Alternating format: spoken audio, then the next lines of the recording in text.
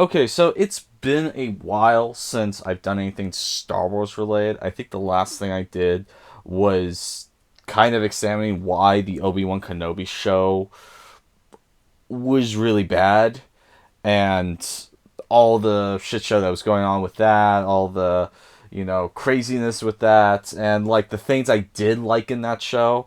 And so, it's been a while, and I thought, you know what, I'll come back to Star Wars, especially since I found the original prequel trilogy of Star Wars on Blu-ray for $4. Like, it's just like, what's wrong with this? The case is kind of messed up. Oh, okay. And so I got it, and it's like, okay. It's been a while since I've seen Star Wars Episode 1, The Phantom Menace, which for the longest time was considered the absolute worst Star Wars film ever made. Of course, we know that with recent Star Wars films, that has changed. But I decided to watch Episode 1 again, or The Phantom Menace again, and like just observing it so many years later, it's like, yeah, this was a weird-ass trip. I mean, this was a very unusual movie. And yeah, so I'm gonna get into it. I was not elected to watch my people suffer and die while you discuss this invasion in a committee. Get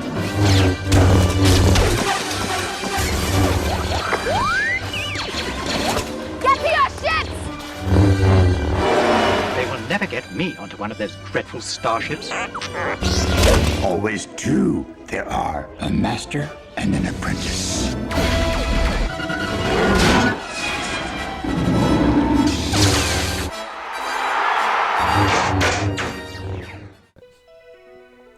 And of course, one thing that I always equate with Star Wars Episode 1, The Phantom Menace, is the ending to the movie Fanboys, where they sit down in the theater to finally see Star Wars Episode 1, The Phantom Menace, and then the one guy, he just has like this moment of realization. He just turns to his friend and goes, "Hey guys, what if this sucks?" And that's how the movie ends.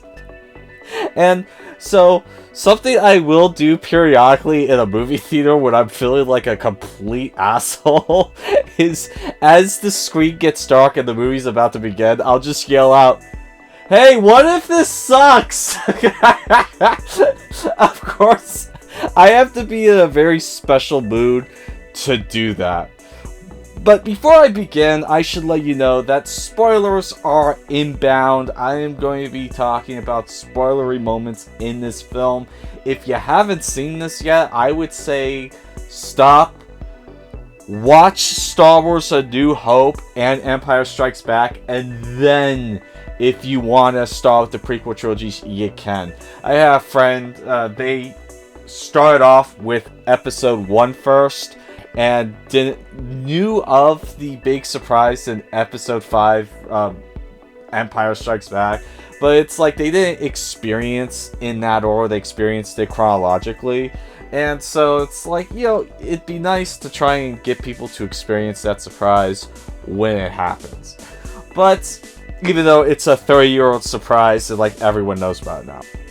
However, you start off with the movie, and like just automatically, once that like excitement factor happens, seeing Star Wars go up, and you start reading the opening scroll, you just kind of go,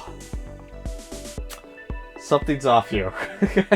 and it, for some reason, George Lucas decided to go the C-SPAN route and make this movie oddly political. And I don't mean political like an allegory hammer hitting the audience over the head with, modern day politics like Disney's doing. No, I mean, he decided to go oddly political, like, yeah, so we're going to do Senate hearings, and we're going to do trade negotiations in this movie, and it's just like, where am I?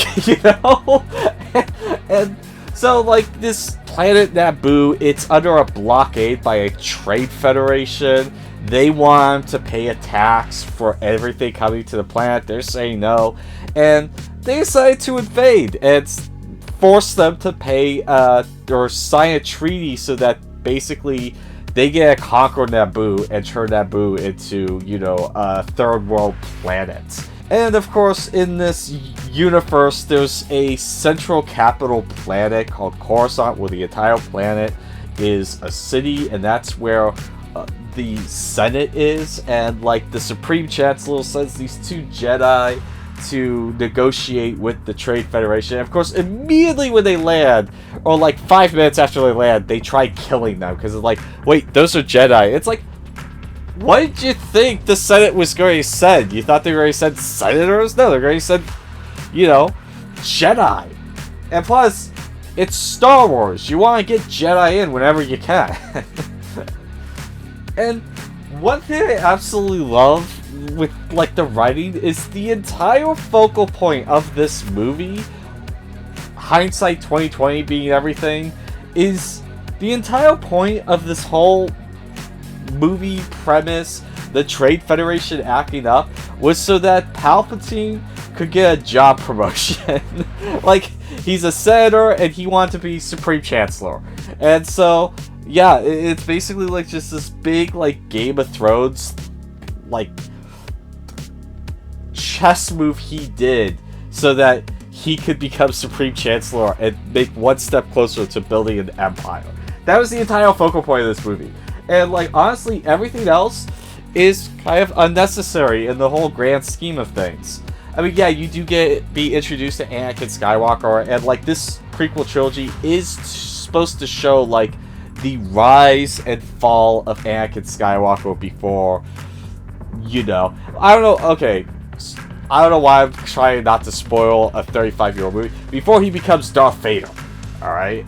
Anakin Skywalker becomes Darth Vader, and, like, this entire prequel trilogy shows that, from when he was a little kid to when he actually puts on the helmet and, the Darth Vader suits.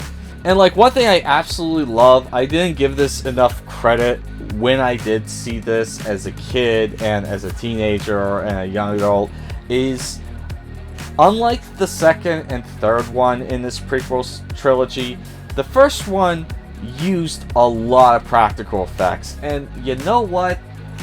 Those looked great. The Trade Federation aliens, those things looked great in this movie because they were done practically. Now, not everything's practically done. There is some weird-ass CGI, which I'll get to. But another weird thing I noticed is that Yoda, when, like, the original release of this movie, Yoda was practically done.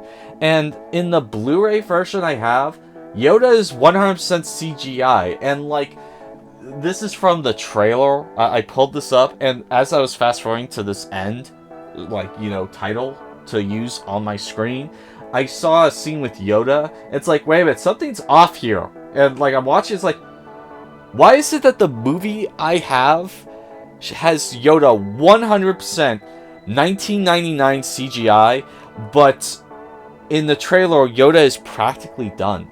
And it's like, no, I remember Yoda being practically done in The Phantom Menace. So for some weird reason, they decided to go in and change Yoda from a good-looking, realistic puppet to really shitty early 2000s CGI. And, I mean, it really shows. And then, of course, the Jar Jar Binks CGI is really showing its age. I mean, that thing is over 20 years old now, and it's quickly coming up on 30 years in 2029. And, I mean, man, that computer-generated imagery just is hard to look at in some scenes. In some of the scenes, it looks like PS2 graphics. Even a couple of shots, it looks like PS1 graphics. And it's just like, seriously, we couldn't have practically done Jar Jar Binks at all. But speaking about Jar Jar Binks, let's get Jar Jar Binks and the Gungans out of the way. Jar Jar Binks is a terrible character. Everyone said this. I'm kicking a dead horse here. But I mean, watching it again, it's just like, man, I kind of wish I watched that fan edit where they reduced Jar Jar Binks. Like, they cut out almost all of the slapstick cute jokes and just left in a couple of jokes and like just got rid of Jar Jar as much as possible, because honestly, that probably would have been a less cringy movie. And it's just like, what does Jar Jar Binks contribute to this movie? He like contributes nothing. The only thing he does that's any help is a few times he clumsily kills a few droids. And that is it. I mean, he just does not help in this movie. And you know what? I feel so bad for the actor that plays Jar Jar Binks, because I heard that that actor was such a huge Star Wars fan, and finding out that he got the role of Jar Jar Binks in the new Star Wars movie was like a dream come true for him. And like now, he feels like he destroyed the brand. And I feel bad for that guy. He was just following the script. He was just doing what George Lucas told him to do. So, I mean, it sucks when you're excited to be in something and your character is one of the most despised characters in the entire fandom. And so, yeah, I feel bad for that guy. But, like, going back to the Gungans, I did not care about the Gungans. I mean, they were just the worst. Even, like, the fighters were unusually comedic. And, like, the head guy was the absolute worst. He made Jar Jar Binks a general for no reason. And like there's literally a scene at the end where like one of the actual warriors is going, Jar Jar, what are we supposed to do? You're the general. It's just like, yeah, that ruler needs to be removed from power and just completely replaced. I mean, what a dipshit he was. The only reason why the Gungans were not slaughtered by the droid army was because a little kid accidentally blew up the ship. Alright? Like, no, there are aspects of this movie that just are really, really bad. It just in terms of writing, and just like, seriously, how you defeat the droid army is you have a kid accidentally blow up the ship. He wasn't even intentionally doing it. If you had Anakin Skywalker intentionally blowing it up, like, hey, I need to help these people, and like, you know, he's a little kid, but they made a point of saying, I can pilot anything. So like, show everyone he can actually pilot anything, because in the final third act, Anakin Skywalker is just like, what does this do? What does this do? I don't know what I'm doing! R2, help me! And it's just like, what happened to you could pilot anything? And so it's just the third act can be really messy at times. Another thing I absolutely love is how many fucking wardrobe changes does Queen Amidala have? I mean, holy fucking shit. I bet half this movie's budget was making the 425 costumes that she wears in her 22 shots throughout the movie. I mean, holy fucking shit. She never wore one costume twice. It was ridiculous. I mean, it was just mind-blowing. Now, don't get me wrong. The wardrobe she was wearing was impressive. I mean, holy shit. I hope the wardrobe designer got an Oscar for this movie, because, I mean, just some of the most elaborate wardrobes you have seen in a movie on Queen Amidala. But it's just like, yeah, we should have cut, like, carried the 99% of the costumes in this movie, and it would have been a little bit more realistic, and you still could have had, like, 10 costumes for Queen Amidala. I am being hyperbolic and ridiculous, but still, you could do a drinking game on when she does a costume change, especially when you know the surprise that happens in this movie. But I mean, like, with that in consideration, you and your friends can have a really fun drinking game of just, okay, everyone drink, she just changed your costume again.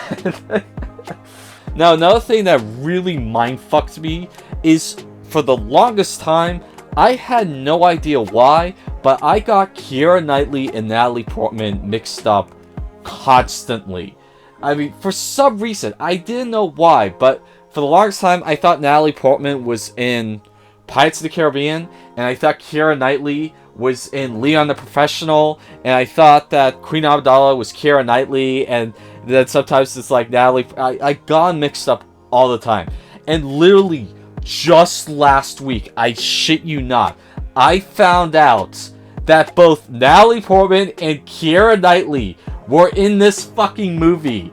Alright? Natalie Portman was Padme Amidala, and Keira Knightley was her body double that was protecting her. Alright? And, like, for the longest time, I had no idea that was fucking Keira Knightley. And so it's like, no wonder I always got these two actresses mixed up. No wonder I kept on getting mindfucked whenever I saw one of them on screen. It's like, was she in Pirates of the Caribbean or was she in Star Wars? I can never remember. And so it was because of this movie. And I didn't even realize it. It was like a subconscious, okay, now Chris, you're going to always fuck up who these two actresses are because of this movie. Alright. Now, going on to Anakin Skywalker, he was one of my biggest criticisms of this movie. So one thing I was wondering is, why the hell did we go the Jesus route with Anakin Skywalker, where his mom's like, oh no, he has no father, I just had him one day. I carried him, I cared for him, he just magically appeared, and they like insinuate that the midi-chlorians caused her pregnancy. It's like, why would you go the Jesus route with Darth Vader? I don't get that. And honestly, when you think about it, it gets a little bit more taboo when you think about realistic ways how he could have been had. It's like, if there's no dad in the scene and she's a slave, then someone probably forced themselves on her when she was under their ownership. And so, kind of gets really adult and dark for a PG movie. Although, by the time they get to episode 3, they have Anakin Skywalker killing kids. So, I mean, the series does get pretty dark eventually. But, I mean, they went with a PG, rating for this movie. And it's like, you could have just had where it's like, his father was killed when he was like 1 by Tusken Raiders. And it's like, oh, poof, that was it. But no, they decided to go the Jesus route. It just makes no sense to me. Especially since Anakin Skywalker becomes Darth Vader. So, but like, one of my biggest criticisms of this movie is Anakin Skywalker is way too fucking young. Alright? He's way too young in this movie. I mean, like, seriously, there's scenes, he looks like he's 6. And he acts like he's 6. And I think his name's Jake Lloyd. I know he was probably like 14 or 15. He did not look it in this movie. He looked like he was 5 at times. And it's just, you're trying to start a romance between Anakin Skywalker and Padme Amidala. At least make them around the same age. It's kind of weird, George, that you would have such an age difference between them. I mean, at the very least, make her a couple years younger and him a couple years older. And have it where she's still older than him, but it's like, it's not creepy when she looks at him in an adoring manner, especially since they're going to hook up later. It's just, why was Anakin not a teenager? There's absolutely no reason why Anakin had to be 5 to 10. There's no reason. You could have had it where he was like 15 to 17, he was a teenager, and nothing would have changed in this movie. It would have made some of the scenes more realistic. Like, he built his own pod racer. Okay, 10-year-old? A little unlikely. 17-year-old? Yeah, I could see that. He started when he was like 10 and worked his way up, and by the time he was 17, he was fixing everyone's speeder and pod racer, and like, it would make a lot more sense. Hell, they should have found Hayden Christensen in 1999 and had him Anakin Skywalker, because he would have looked like a teenager at that point. I mean, honestly, the only other actor who like beats Jake Lloyd at being way too fucking young is Aang from the Last Airbender live action movie. I know that's not how you actually pronounce that character's name, but they mispronounced it in the movie. That's how terrible of a job they did on that movie. But I mean, seriously, when I saw the teaser trailer for the live-action Last Airbender, I was just like, holy fucking shit, did he just crawl out of his mother's womb?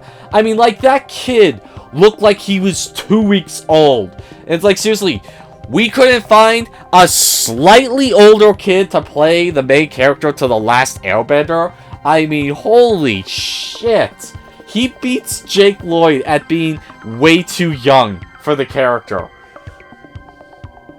But I feel bad for Jake Lloyd as well, because imagine being a kid and you get the role of Anakin Skywalker in Star Wars Episode 1, and you have such a bad experience that you completely disavow that movie. You get rid of all your Star Wars memorabilia, and you just, like, you don't go to any, like, fan appreciation events or comic book events, and basically you just want nothing to do with that film. I mean, honestly, that kid should have had such a fun time with this movie. It's just like, yeah, no, I love that movie. I have fun time doing this movie. Yeah, I'll sign your autograph. And it's like, no, he hates this movie, and that sucks. But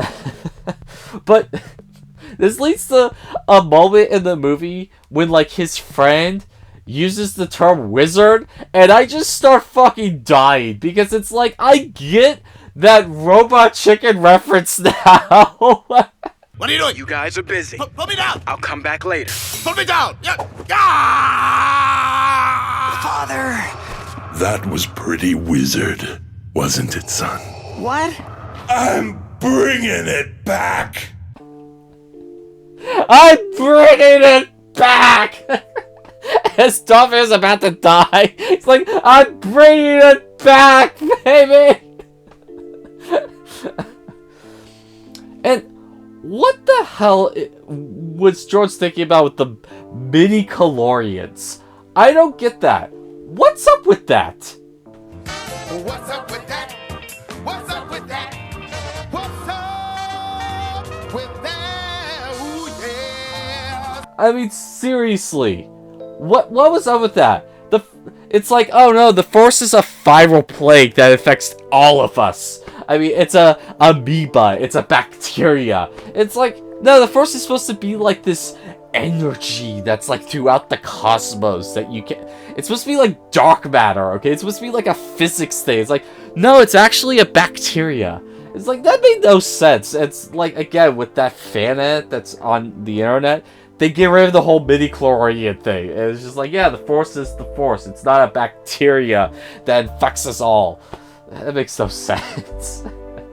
Another thing I didn't get was this is supposed to be a prequel to the original 1970s to 1980s trilogy, and yet this feels like 100 years in the future of that. I mean, robots in those old movies were like just clunky and, you know, barely could move.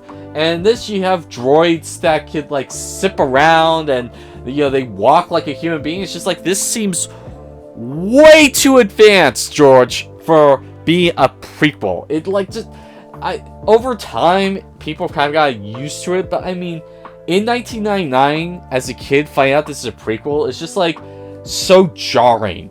Like, this doesn't fit. And even later on, watching the other three movies as a teenager, it wasn't until like when Disney got the rights, it's like you start getting used to it. It's like, okay, for some reason, like, they had a technology crash in between the prequel trilogy and the original trilogy. Just like, okay. And of course, the Disney, like, in-between movies and projects that happened between Episode 3 and A New Hope do kind of help. They do kind of blend them in together so it doesn't feel as jarring as it did back when they just did the original trilogy and this prequel trilogy. Now, the third act, as many problems as it has, the Darth Maul fight scene was pretty fucking epic. I mean, okay, try to imagine being a 7-year-old boy in the theater on opening day for Star Wars Episode 1. You've never seen any of the trailers. You haven't seen anything about this movie. And that scene happens when the door opens up and Darth Maul's standing there and the amazing Duel of the Fates music just kicks on. And, like, honestly, if you went back in time to me in the theater, it would look something like this. Oh my God! The dead has risen! What the hell is going on? Yeah, like, I just had this look of awe when that scene happened. I mean, my mind was blown as a 7-year-old kid. Like, that is easily one of the coolest moments in the entire franchise, when those doors open up and Darth Maul's just standing there.